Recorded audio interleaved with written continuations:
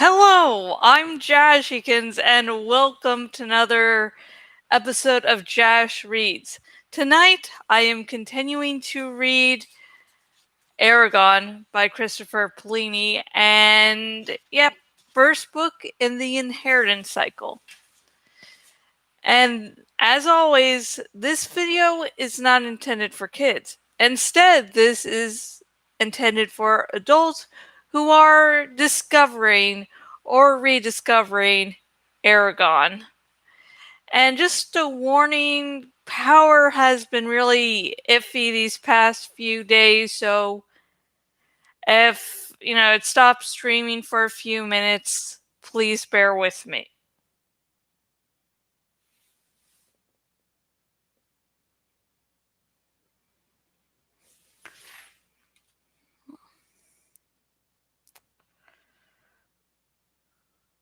Okay, I have no clue what just happened there.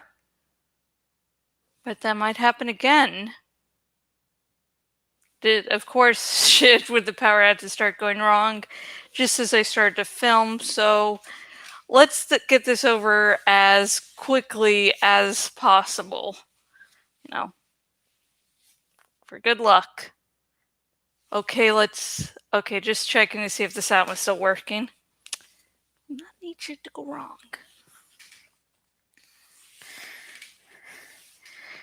Eragon dug through the rubble until he found a board and leather thongs. He had Saphira pierce a hole with a claw at each of the board's corners. Then he looped a piece of leather through each hole and tied them to her forelegs. After checking to make sure the knots were secure, he rolled Garrow onto the board and lashed him down. As he did, a scrap of black cloth fell from his uncle's hand. It matched the stranger's clothing.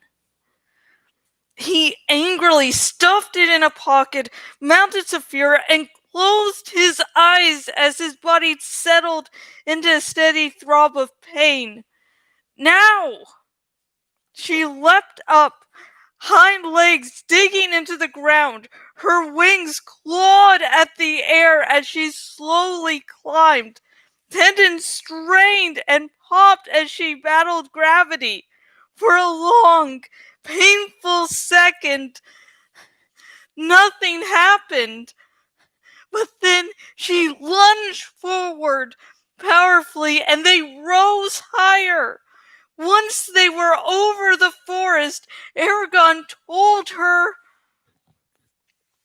"Follow the road. It'll give you enough room if you have to land." I might be seen. It doesn't matter anymore.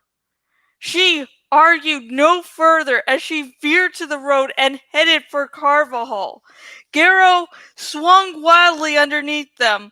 Only the slender leather cord kept them from... And of course, in this epic moment where I have to finish things ASAP, I have to mess up, but let's try that again. Garrow swung wildly underneath them. Only the slender leather cords kept him from falling.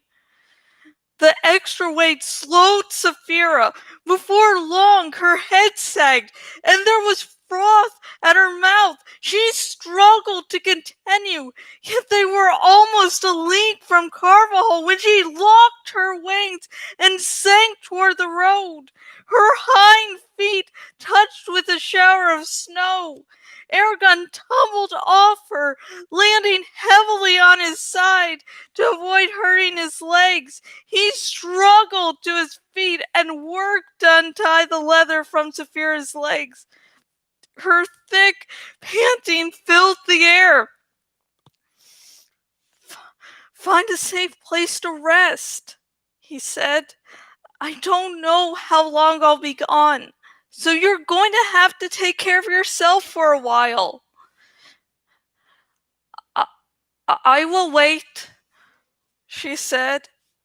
He gritted his teeth and began to drag Garrow down the road. The first steps sent an explosion of agony through him. I can't do this! He howled at the sky, then took a few more steps. His mouth locked into a snarl.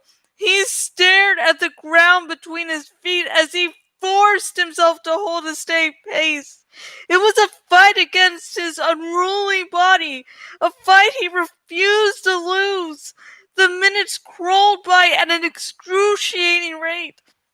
Each yard he covered seemed many times that.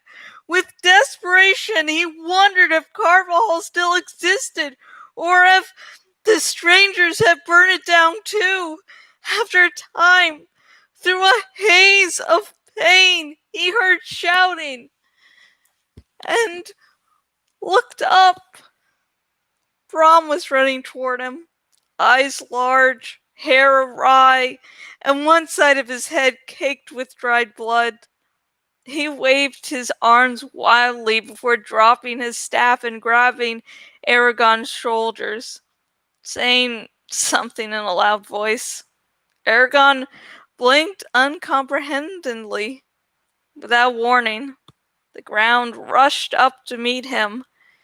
He tasted blood, then blacked out. Nice, happy chapter there. Ends on a nice high note there. And I know I usually talk about what I read and ask questions and such when I when I do a dramatic reading, but because I am worried about the power, I'm going to cut it short here. So I'm just going to sum up. Please like, comment, and subscribe, and no major spoilers in the comments section. I am so sorry I can't have a more interactive video tonight. Strange few days. Bye.